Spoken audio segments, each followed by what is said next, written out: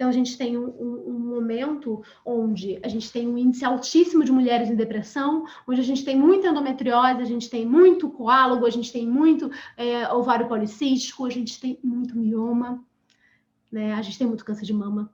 Então, a gente tem patologias que são femininas e que desenvolveram através desse não olhar para esses femininos, né? Então, a questão, assim, que durante muito tempo as mulheres me procuravam cólica, que foi uma das coisas que eu passei muito na minha vida. Cólica, eram cólicas absurdas, que você falava, ai, nossa, eu sinto a amostra grátis de um parto. Mentira que eu já pari, não, hein, gente? Mas, vou te falar, é muito forte, né?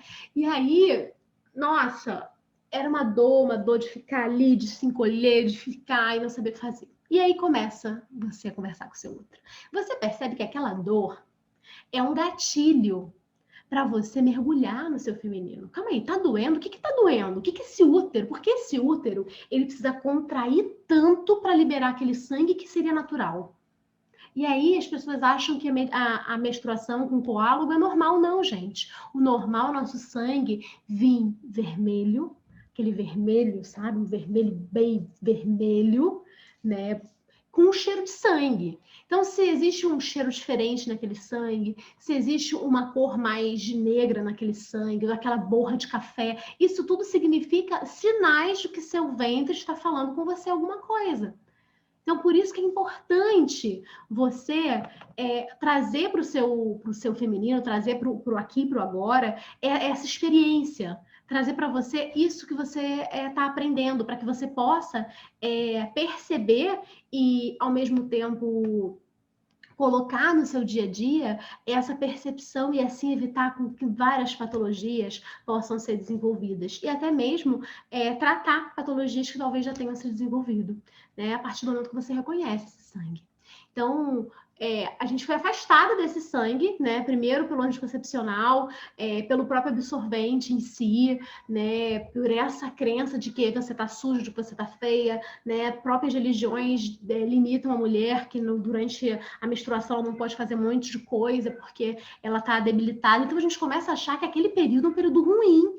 E aí vem a indústria e fala assim, como é que, olha esse remédio, se você tomar essa cartela de remédio direto, você não precisa misturar. Você acha que aquilo ali é o melhor momento, calma aí. Ótimo, perfeito, então.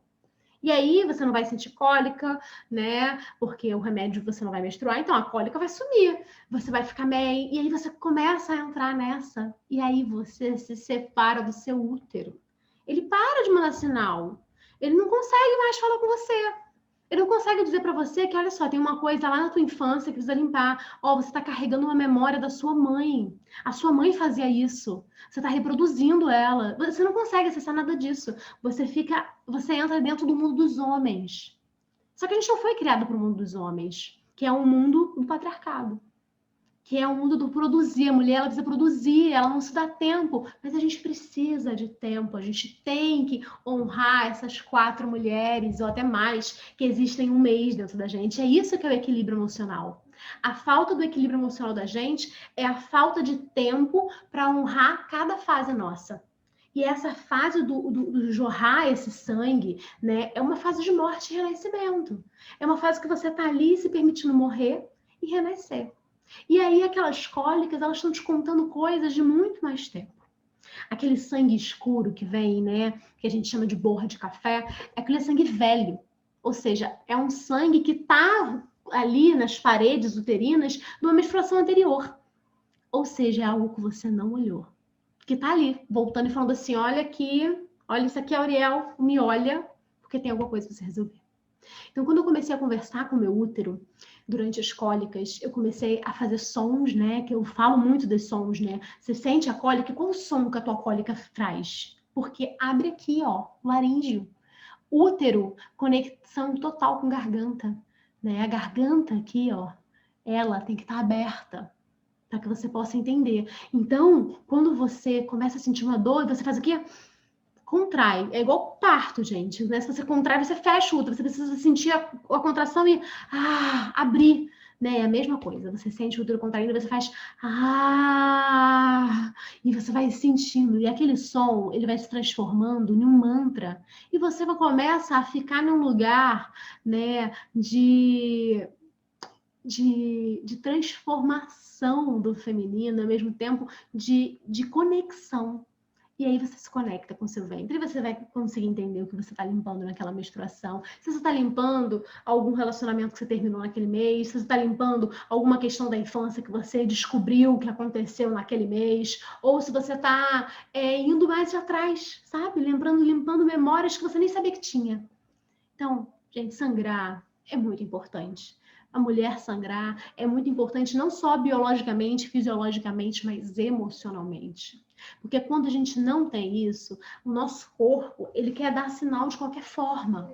E ele vai acumulando aqueles sinais que antes eram sinais pequenos, até que viram um grande e imenso sinal gigante que você não pode desconsiderar, como um mioma, como câncer, como uma patologia mais conectada com o feminino, mas ao mesmo tempo também desconectada, dependendo, porque às vezes ele vem um mioma, e a pessoa vai lá e tira o útero, né? O médico vai lá e fala, não precisa disso, vamos lá, tira. E aí vai pegando outra parte do corpo, para que você possa olhar para esse feminino, né? Aí vem rim, vem fígado, vem todos os órgãos de limpeza depois do útero, né?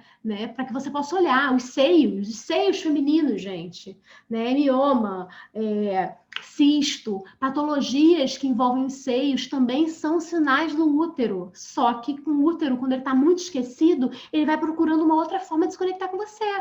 O seu feminino vai procurando outra forma de se conectar com você, é o seu corpo, né? Então, por isso que esse momento que a gente chegou de não ouvir o nosso útero, de não ouvir o nosso feminino, de tentar a todo custo entrar nesse mundo masculino, fez com que o nosso útero descesse. Então, a gente tem um momento onde a gente tem um índice altíssimo de mulheres em depressão, onde a gente tem muita endometriose, a gente tem muito coágulo, a gente tem muito ovário policístico, a gente tem muito mioma, né? A gente tem muito câncer de mama.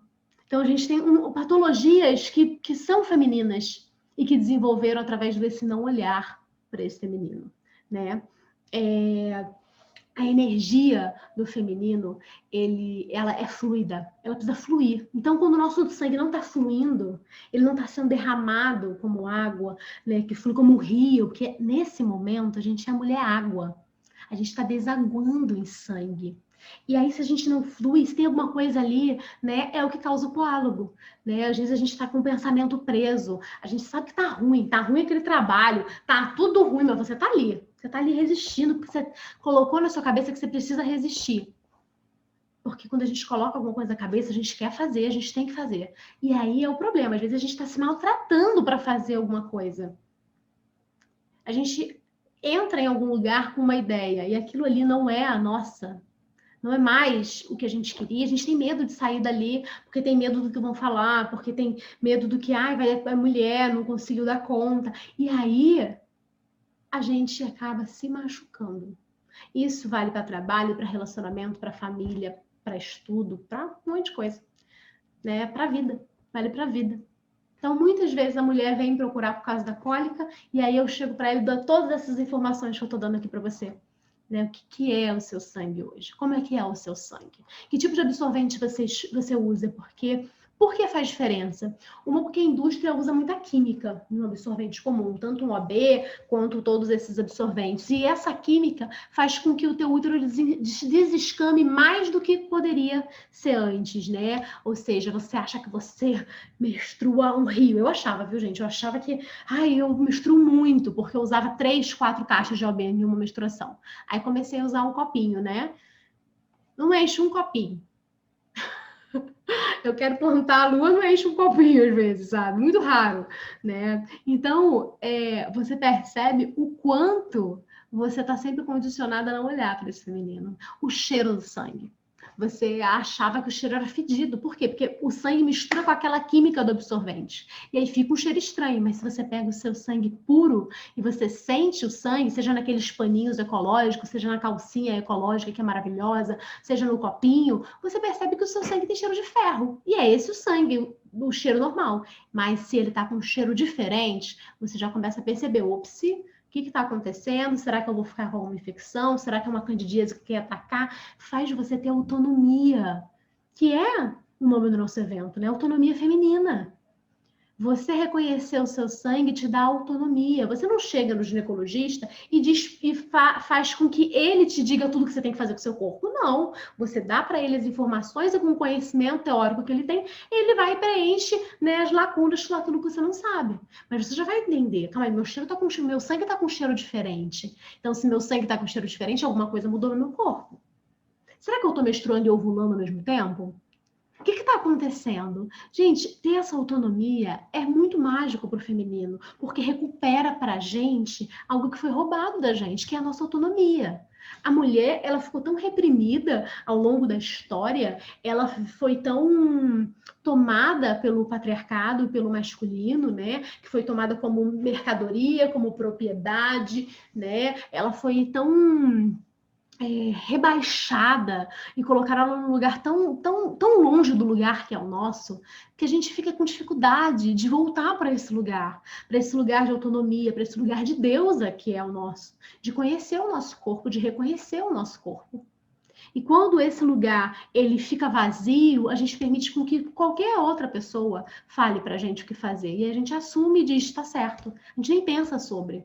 Né? E de hoje em dia, o que tem deixado os médicos um pouco mais assim com as mulheres? Que as mulheres de hoje em dia têm aí um movimento de sagrado feminino, tem um movimento de feminismo muito grande, tem um movimento de ginecologia natural muito grande. As mulheres, elas reconhecem o seu feminino, elas estão começando a trabalhar para isso. A gente está engateando ainda, mas a gente já conhece, né? A gente já sabe alguns tratamentos, a gente já sabe algumas medicações, pode sim atacar a candidíase. A gente já não está mais tão leiga, sentando lá na frente do ginecologista e dizendo assim, vai, me diz o que eu faço. Não, a gente já está ali conversando e debatendo. E isso é uma autonomia.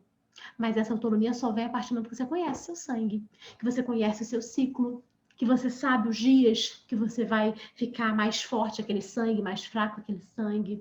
Você vai saber como é que você vai ficar em seu ânimo, o que você vai precisar fazer. É o momento da mulher de estar de lua, é o momento dela morrer. E deixa morrer. O que tem que morrer? Deixa embora. O que tem que ir nessa mulher água? O que essa mulher água tem que desaguar? Deixa aí, aproveita esse sangue para ir.